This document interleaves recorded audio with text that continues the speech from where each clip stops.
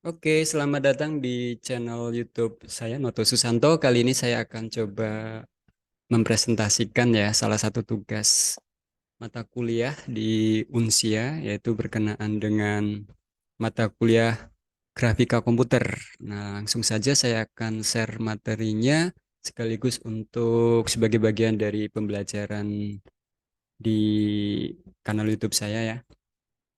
Mata kuliah yang akan saya sampaikan dalam presentasi ini yaitu terkait dengan grafika komputer sebagai salah satu mata kuliah wajib di program studi informatika Unsia untuk pendidikan jarak jauh S1.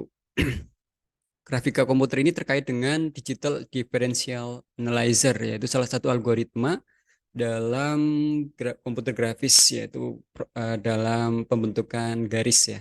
Ya, DDA, Digital Differential Analyzer itu apa? Akan saya sampaikan dalam beberapa topik 4 hal. Yang pertama yaitu pengertian garis itu apa, nanti kuadran garis, terus persamaan garis lurus. Yang kedua algoritma pembentuk garis. Jadi nanti ada beragam pilihan algoritma yang bisa dipakai, namun saya akan fokuskan kepada DDA-nya, algoritma DDA ya, yang akan saya sampaikan kekurangan dan kelebihannya. Terus yang konten atau isi keempatnya yaitu tentang contoh kasus atau studi kasus dan simulasinya.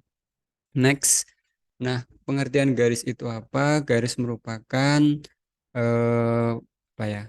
Elemen yang dibentuk dari 4 nilai.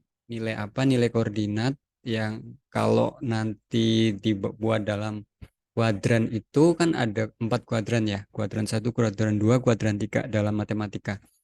4 nilai tersebut yaitu X1, Y1, X2, Y2. Di mana misalkan kita tentukan titik awalnya adalah X1, Y1 sebagai koordinat awal atau titik awal, terus akan membentuk garis yang terhubung ke koordinat X2 dan Y2. Jadi pengertian garis itu terbentuk karena adanya 2 koordinat di mana setiap koordinat ini terdiri dari 2 nilai. 4 nilai lebih tepatnya karena masing-masing koordinat kan ada memiliki 2 nilai. Di sini dinotasikan sebagai X1, Y1, terus titik selanjutnya atau titik akhirnya itu dinotasikan X2, Y2. Nah, tadi saya sebutkan kuadran ya, ini mata atau mata pelajaran yang kalau kita ingat di jenjang-jenjang sebelumnya mungkin di SMA gitu kan ada namanya koordinat kartesius ya, di mana di sana dibagi menjadi kuadran satu, kuadran 2, kuadran 3 dan kuadran 4. Di mana nanti ada nilai positif, negatif gitu ya. Mungkin di sini saya tidak akan menjelaskan panjang lebar, tapi implementasinya nanti seperti apa. Nanti kalau misalkan kuadran satu arahnya ke mana, berarti ke arah ini ya, jam 12.15. Terus kuadran 4, kuadran 3, kuadran 2. Beda juga. Nah, ini contoh koordinat-koordinatnya untuk pembentuk garis nanti persisnya seperti apa. Persamaan garis dinotasikan sebagai Y sama dengan MX plus C, di mana M adalah gradien atau tingkat kemiringan sebuah garis ya. Untuk rumus menghitung gradien sendiri notasinya adalah Y2 dikurangi Y1 dibagi X2 dikurangi X1. Ini yang nanti jadi dasar dalam konsep DDA, algoritma DDA. Ya, lanjut persamaan ini cukup diketahui saja bahwasannya eh, apa nih gradien atau notasi M ini yang akan dipakai rumusnya ya dalam membentuk garis di dalam algoritma pembentuk garis. Ada beberapa pilihan algoritma dalam grafika komputer yang bisa digunakan dalam pembentukan garis. Yang pertama yaitu DDA itu sendiri sebagai topik utama yang akan saya ulas sampai nanti simulasi. DDA ini yaitu Digital Differential Analyzer adalah salah satu algoritma yang paling sederhana dan umum digunakan dalam menggambar garis pada komputer. Mungkin perlu saya sampaikan juga di sini ada pilihan lain yaitu algoritma Bresenham. Walaupun nanti saya tidak akan simulasikan atau saya ulas lebih lanjut ya. Ini salah satu pilihan yang kedua. Terus yang pilihan ketiga yaitu namanya algoritma midpoint atau midpoint line algorithm. Ini sebagai salah satu algoritma yang dipakai juga dalam pembentukan garis di komputer grafis. Terus yang selanjutnya atau yang keempat yaitu algoritma Wu. Ini nama penemunya ya, Xiaolin Wu's Line algorithm. Ya. Eh, karena saya akan fokus kepada algoritma DDA, akan saya lebih ulas lebih banyak ke digital differential analyzer sebagai topik presentasi kali ini ya. Nah, apa itu algoritma DDA? Yaitu algoritma pembentukan garis, ya, pembentukan garis dalam grafika komputer berdasarkan penghitungan DX dan DY, ini notasinya ya. Garis dibuat menggunakan titik awal, tadi seperti saya sebutkan berkenaan dengan kuadran tadi ya, koordinat, titik awal atau koordinat X1, Y1, dan titik akhir atau koordinat yang penghubung selanjutnya yaitu X2, Y2. Di mana setiap titik koordinat atau koordinat titik XK dan YK yang membentuk garis diperoleh dari perhitungan. Kemudian hasil perhitungan dikonversikan menjadi nilai integer atau berupa angka ya. Nanti ada rumusnya. Terus algoritma algoritma ini bisa digunakan untuk menghitung garis dengan semua kemiringan atau angka gradien seperti gradien yang kurang dari 0 atau lebih dari satu, atau kurang dari satu, atau gradien yang lebih dari satu, atau gradien yang minus satu ya, atau gradien yang kurang dari nol. Nah, ini ada tiga ya gradiennya. Atau gradien yang lebih kecil dari min satu juga bisa. Kemiringan, gradien itu kemiringan. Next, algoritma DDA, Digital Differential Analyzer ini bentuknya sederhana ya dalam menggambarkan garis. Jadi banyak, sebenarnya dari empat tadi ini yang paling sederhana sih kalau dari rujukan yang saya baca. Garis dikelompokkan ke dalam tiga bentuk, yaitu cenderung mendatar, cenderung tegak, dan miring kemiringan 45 derajat. Dia berada di kuadran satu ya. Kalau di tadi kalau kita lihat di apa namanya diagram Cartesius. Terus nilai untuk gradien yaitu lebih dari satu, M-nya lebih dari satu. Terus atau M-nya sama dengan satu, atau M-nya di antara satu dan di antara 0 dan satu. Berarti dia miring ya di kuadran satu. Oke, itu ciri-ciri dari algoritma DDA, Digital Differential Analyzer. Selanjutnya masih ngomongin Digital Differential Analyzer, yaitu hasil algoritma ini hasil dari fungsi bilangan real, di mana koordinat pikselnya berupa integer atau angka. Terus harus dibulatkan ke dalam integer terdekat. Ada pembulatannya nanti. Terus sejarahnya mungkin ini sebagai tambahan wawasan tentang DDA ini, itu di ini ya ditemukan atau dicetuskan pada tahun 1962 oleh seorang Bresenham bersama dengan rekan kerjanya Jack Folder di IBM, salah satu perusahaan komputer ya, IBM. Yang mana arti dari DDA ini adalah salah satu algoritma yang digunakan dalam grafika komputer untuk menggambar garis. Udah lama banget ya, tahun 1962. DDA menggunakan perbedaan digital perbedaan digital atau diferensial pada sumbu X dan sumbu Y. Nah, ini di garis bawahi sumbu X dan sumbu Y untuk menentukan langkah-langkah piksel yang harus diambil dalam menggambar garis. Nanti saya coba simulasikan menggunakan Excel. Oke, langsung saja tentang, oh ya, ini kelebihan dan kekurangan jika memilih algoritma DDA ini. Jadi ada beberapa, kalau misalkan kita menggunakan algoritma DDA ini, Digital Differential Analyzer, untuk kelebihannya ada beberapa ya. Yang pertama kesederhanaan, terus yang kedua kecepatan, yang ketiga efisiensi sumber daya, yang keempat kontrol increment, terus yang lima penerapan pada perangkat keras. Jadi kesederhanaannya ini relatif mudah dipahami ya. Ya. Terus kecepatan DDA merupakan algoritma yang cepat dalam menggambar garis, disebutkan begitu. Terus efisiensi karena menggunakan sumber daya yang relatif sedikit. Jadi nanti dalam implementasinya jika menggunakan apa ya, spek komputer grafis tidak terlalu berat. seperti itu. Terus kontrol increment, jadi nanti ada penambahan atau perubahan koordinat itu tinggal ditambahkan atau increment ya, bisa kita kendalikan. Apa namanya, bisa dikontrol gitu dalam penambahan increment angka integer tadi. Terus yang kelima, penerapan pada perangkat keras. Ini maksudnya DDA sering digunakan dalam perangkat keras untuk menggambar garis pada layar. Kecepatan dan kesederhanaannya menjadikan pilihan yang populer dalam implementasi perangkat keras yang mendukung fungsi grafis. Sesuai namanya, grafika komputer. Lanjut, namun demikian juga ada kekurangan jika kita menggunakan pilihan algoritma DDA ini, Digital Differential Analyzer. Pertama, kekurangannya itu ketidakpresisian pada sudut tajam. Oke, nanti kita akan lihat. Terus yang selanjutnya, keterbatasan resolusi, pembagian yang berlebihan. Terus yang keempat, efek aliasing. Yang kelima, kurang efisien pada komputer grafik vektor yang kompleks. Nah, ini beberapa kekurangannya ya. Lanjut ke pembahasan terakhir, yaitu contoh kasus dan simulasi.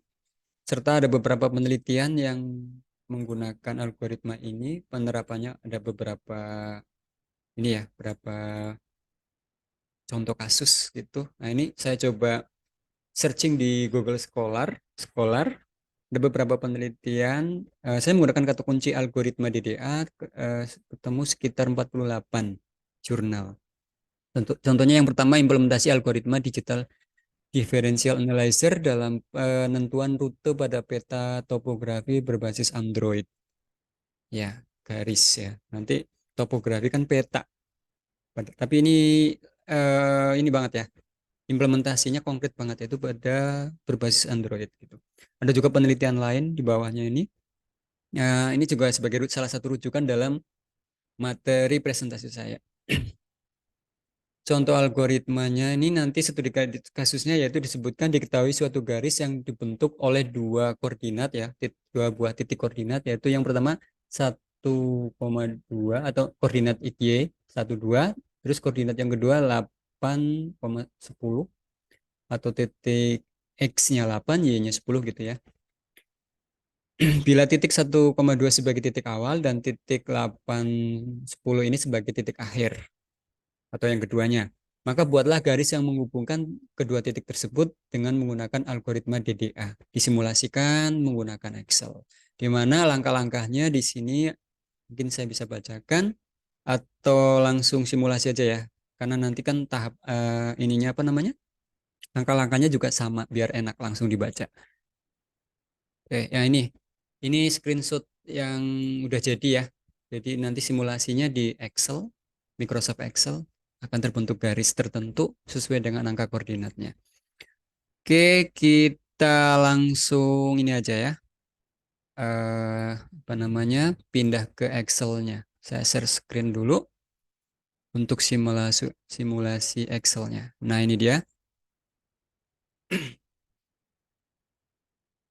Apakah sudah kelihatan? Oke, belum ya. Kita bentar dulu.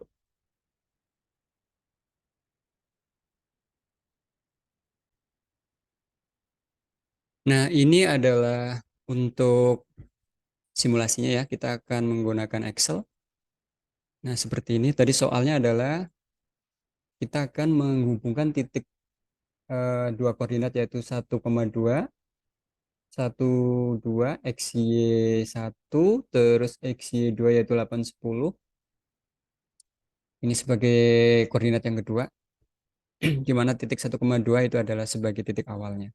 Langkah-langkah yang perlu diperhatikan yaitu pertama, langkah-langkah ya. Eh, Pertama yaitu tentukan dua titik yang akan dihubungkan dalam pembentukan garis, yaitu titik 1,2 ini dan 8, 10 ya. Terus di mana hitung DX, yaitu X2 kurang X1, terus DY Y2 kurang Y1. Yang ketiga Jadi tentukan salah satunya sebagai titik awal yaitu X1 Y1 dan yang lainnya sebagai titik akhir atau X2 Y2. Ini kan kalau kita lihat X1-nya adalah satu ya, titik awalnya nih. Ini sebagai titik awal, titik awal. Terus ini yang titik akhir. Titik akhir. Ini saya taruhnya di sini kalimatnya. Nah, ini titik awal. Nah, ya. X1, Y1. Jadi kan titik awalnya adalah X1 sama dengan 1, Y2 sama dengan 2. Terus titik akhir yaitu X2 sama dengan 8 dan Y2 sama dengan 10. Di mana hitung DX yaitu kita hitung DX-nya ya, di mana berarti kan X2 kurangi X1. X2 kurangi 1 itu adalah berarti X2 ini sama dengan 8 dikurangi X1 atau 1. Nah, seperti ini. Terus kalau yang ini coba kita simulasikan ulang lagi, yaitu DY Y2 kurangi Y1. Y2 adalah 10, ya kan? Dikurangi nilai Y1 yaitu 2. Nah, akan menghasilkan 10. Terus ada untuk menentukan nilai absolut atau tahapan keempat, tentukan step dengan ketentuan jika DX nilai DX nanti lebih besar dari DY, maka step sama dengan nilai DX. Bila tidak, maka step sama dengan DY. Itu. Jadi eh ini kan tadi untuk menghitung DX DY-nya sudah ya.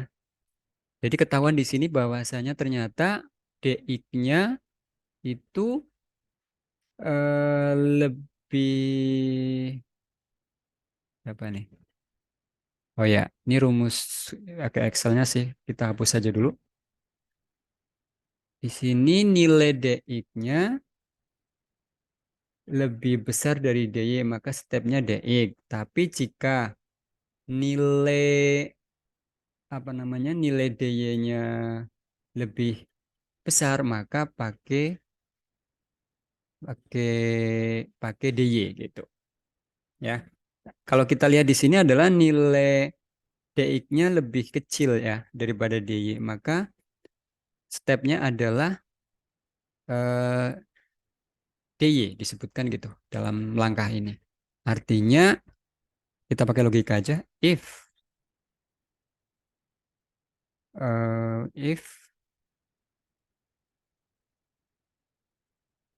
DX lebih besar dari DY, maka nilainya adalah DX. Tapi jika tidak, maka nilainya DY. Nah, seperti ini. Karena di sini DX-nya lebih kecil, maka nilai stepnya adalah 8 ya. Karena disebutkan maka stepnya 8 atau nilai DY. Berarti masuk step yang DY gitu. Sini incrementnya adalah cara menghitung increment adalah di dalam masuk tahapan yaitu X increment DX plus step. DX kan 7. 7 berarti dibagi step itu nilainya 8. Nah, ini 7 dibagi nilai absolute step sudah ditentukan tadi adalah DY itu 8. Nah, hasilnya 0,88 nilai incrementnya untuk penambahan pembentukan garis miring nanti. Terus untuk Y increment berarti sama dengan ini ya, DY, saya hapus dulu, sesuai rumusnya, DY dibagi step. Stepnya adalah ini, DY-nya adalah ini. DY dibagi step yaitu 8. Nilai incrementnya 1. Nah, untuk sebuah garis tadi kan ditentukan mulai dari koordinat 1, X1 dan X1-nya 1, Y1-nya 2 ya. Berarti ini kita sebagai koordinat awalnya, Terus untuk incrementnya berarti untuk X ditambah satu. Berarti kan X satunya ini nilainya satu ditambah Y increment apa X incrementnya 0,88 berarti kita tambah di sini. Satu ditambah 0,88. Nah, itu seterusnya ini berarti untuk ditambah 0,88 juga. Nah, seperti ini. Kita pakai formula Excel aja biar cepet. Geser ke bawah, maka menghasilkan nilai X. Seperti ini ya. Terus di sini untuk disebutkan dalam salah satu tahapannya itu nilai pixel dilakukan pembulatan ya. Nah, ini pakai rumus round. Round ya. Kalau dia lebih dari 0,5 desimalnya pembulatan ke atas, kalau enggak ke bawah gitu. Ya, ini pembulatan ke atas seperti ini. Ini biar biar nggak rancu saya ini aja ya pembulatan. Nah, seperti ini. Terus untuk increment Y-nya berarti ditambah satu. Jadi titik awalnya adalah 2 ditambah satu ini ya. Ditambah satu. Boleh pakai ini aja biar rumus. Terus ini juga berarti 3 ditambah satu dan seterusnya. Gitu. Oke, terbentuk yang dipakai nanti yang ini ya, yang pembulatan. Saya kasih warna saja. Ini biru. Dan ini yang Y-nya, ini yang X pembulatan. Oke, berarti nilainya bisa kita mulai dimasukkan dari koordinat 1,2 ya berarti. Berarti koordinatnya X adalah nilainya 1, di sini 1 ketemu Y-nya 2, berarti di sini. Misal kita kasih warna hijau. Ya, hijau. Terus selanjutnya 2 X-nya terus Y-nya 3. Berarti 2 ketemu 3. Nah, di sini kita copy aja biar mudah. Terus untuk yang X-nya 3 atau ini ketemunya adalah 4. Berarti di sini 3 di sumbu X-nya 3 maksudnya. Terus sumbu Y-nya 4. Terus untuk mm, sumbu X 4 dia ketemunya di 5. Terus ini yang 5 ketemunya 6 ya. 5 ketemunya di sumbu Y6. Terus untuk, oh ini masih 5 lagi ya. 5 ketemu sumbu 7 berarti di sini. Oke. Terus untuk 6 yang koordinat 68 berarti di sini 6, 8. Oke. Terus yang X 7 ketemunya di 9Y. 8 ketemunya di 10. 8 ini 8 ya. 10. Terus yang 9 ketemunya 11. Sumbu X ketemu di sumbu Y 11 nih. Oke. Terus yang 10 ketemu 12 di sini. Terus yang 11 ketemu 13 di sini ya. Oke, terus yang ini 12 ya. 12 ketemu 12 X ketemu di sumbu Y 14 ya. Oke. Nah, sekarang terbentuk pixel yang apa ya? Ibaratkan pixel ini sebagai bagian dari garis gitu, grafik garis yang berada di kuadran satu dengan kemiringan seperti ini yang terbentuk dari titik-titik yang terbentuk dari koordinat ya, pertemuan sumbu X dan sumbu Y. Oke, kita coba pakai ini ya, garis penghubung, pakai misalkan ini. Kita mulai dari sini, koordinat 1, 2 sebagai awal, sampai ke, kalau tadi perintahnya adalah 10 ya, berarti sampai sini. Ini kebanyakan sih, nggak, sampai sini aja garisnya. Berarti ini hapus saja. Ini kita hapus saja. Nggak usah dibuat. Nah, berarti sampai sini aja 8, 10. Tadi saya buat sampai sini sebagai gambaran aja ya pembentukannya. Ini coba kita awake-kan garisnya. Nah, seperti ini teman-teman. Jadi sebuah garis dalam grafika komputer jika dihitung menggunakan algoritma DDA, digital differential ini ya, differential algoritmanya, analyzer. Nah, terbentuklah garis seperti ini. Ini nanti bisa diterapkan dalam dunia grafika komputer. Jadi pertemuan dari koordinat sumbu X dan sumbu Y ya. Di sini ada pembulatannya. Ini kalau yang 6,28 berarti kan di bawah 0,5 ya. Berarti pembulatannya ke bawah. Oke. Nah, kesimpulan dari ini berarti disebutkan bahwasanya panjang garis ya atau banyaknya piksel dalam garis lurus sangat berpengaruh terhadap perbandingan performa antara sebuah algoritma dengan algoritma yang lain. Tadi kan ada 4 algoritma ya. Di awal disebutkan bahwasanya DDA sebagai salah satu algoritma yang dipakai dalam pembuatan garis. Jadi masing-masing algoritma punya kekurangan dan kelebihan juga. Ya. Hal ini disebabkan karena adanya perbedaan waktu operasi yang berada di dalam perulangan sepanjang pembuatan piksel, ya, yang hijau-hijau ini piksel, dan waktu operasi yang berada pada sebelumnya. Gitu. Terus prinsip dari DDA ini sendiri apa? Yaitu mengambil nilai integer terdekat dengan jalur garis. Nah, ini makanya ada loncatan nih. Ini antara sumbu X5 dan 6, sumbu X5 dan 7. Tapi yang terdekat, ya, koordinatnya. Jadi prinsip DDA saya ulang, yaitu mengambil nilai integer terdekat dengan jalur garis berdasarkan atas sebuah titik yang telah ditentukan sebelumnya, titik awal. Algoritma DDA bekerja atas dasar penambahan nilai X atau increment, tadi ada increment X dan increment Y sebagai nilai konstanta. Turunan pertama dari X dan Y adalah konstanta.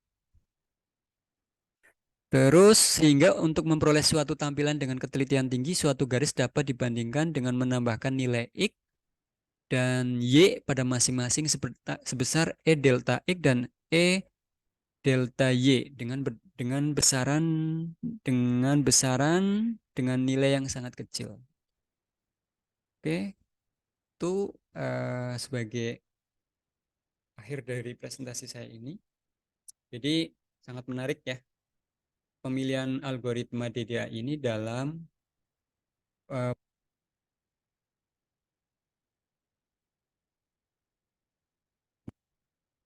Oke, demikian presentasi dari saya.